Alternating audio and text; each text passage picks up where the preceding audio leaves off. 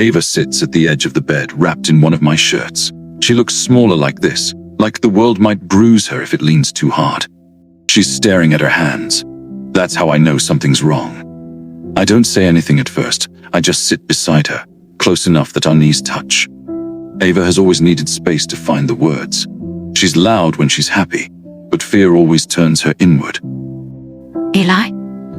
Her voice is quiet, like she's afraid of what will happen if she finishes the sentence.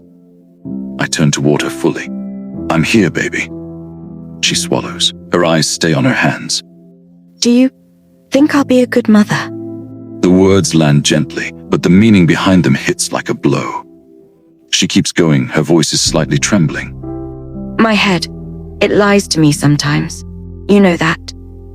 A shaky breath. I see things, I hear things, and sometimes I don't know what's real. Her shoulders tense. What if I can't tell when the baby needs me? She asks. What if I miss something important? What if I messed them up the way I messed up? I take her hands, gently, like she might break. Ava, I say softly. She finally looks at me, and her eyes are shining. I don't want them to grow up thinking I regret them. She says. I don't want them to feel like I'm too much or not enough. My chest tightens so sharply it hurts. I lift her hands and press them flat against my chest, right over my heart. Feel that? I ask. She nods. That's real, I say. She exhales shakily. Listen to me. I continue. You are not a bad mother for worrying about this. Her brows knit together. I'm not? I shake my head. You're already doing the hardest part. She frowns. What part? Caring enough to be afraid. Her breath catches. Bad parents don't ask these questions, I say. They don't lie awake wondering if they'll hurt their child. They don't worry about being gentle.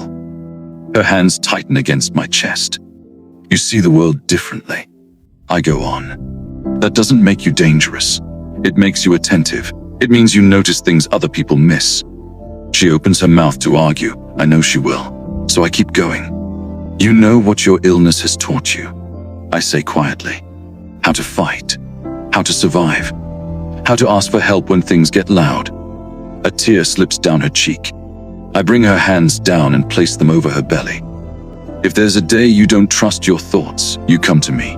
If you're scared, you come to me. If you think you're failing, you come to me. Her lips tremble. We do this together. I won't let you fall through the cracks. She whispers, barely audible. What if I still mess up? I lean forward, resting my forehead against hers. Then we learn. Together. She folds into me, arms wrapped tight around my neck, sobs muffled against my shoulder. I hold her without hesitation, one hand cradling her head, the other pressed securely against her back. I don't want to hurt them. She cries softly. You won't. I murmur into her hair. She pulls back just enough to look at me with red, vulnerable eyes. You promise? She asks. I don't hesitate. I swear it. She searches my face, looking for doubt, and finds none. Slowly, she nods and then presses her forehead into my chest, breathing me in like I'm oxygen. I kiss the top of her head, holding her close, grounding her in the present. She's not broken, she's brave, and I will spend the rest of my life reminding her of that.